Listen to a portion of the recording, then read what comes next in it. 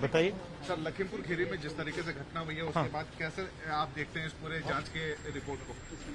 नहीं, इसमें कहा गया है कि कंस्पिरेसी है, ये कोई रैंडम इवेंट नहीं था, कंस्पिरेसी था। और काफी ऑब्वियस है कि कंस्पिरेसी किसने की और कैसे की।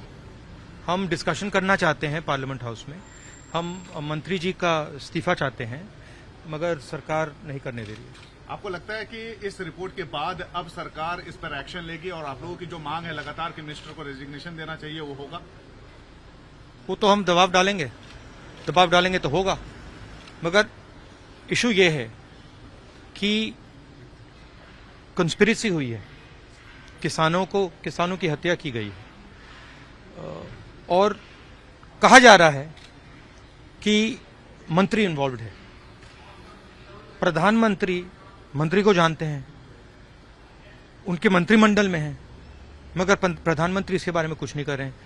एक तरफ कहते हैं किसानों से माफी मांगते हैं, दूसरी तरफ कॉम्पनसेशन की बात आती है, नहीं देते हैं, और जो हत्यारा है, जिसने मारा है, उसको कैबिनेट में रखा हुआ है।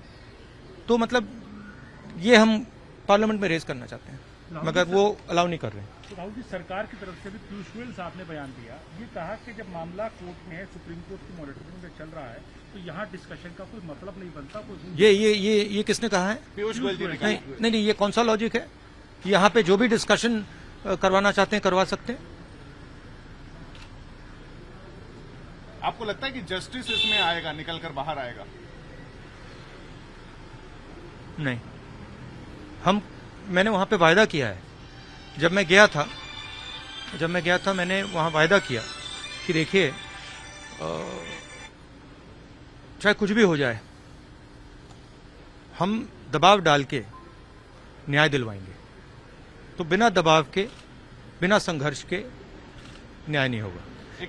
जैसे हमने कहा था कि ये कानून ये वापस लेने पड़ेंगे, हुआ।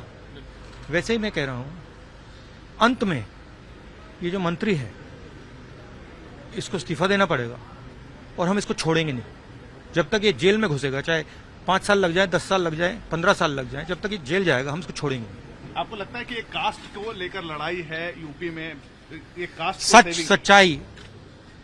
सच्चाई की लड़ाई है। एक आखिरी सवाल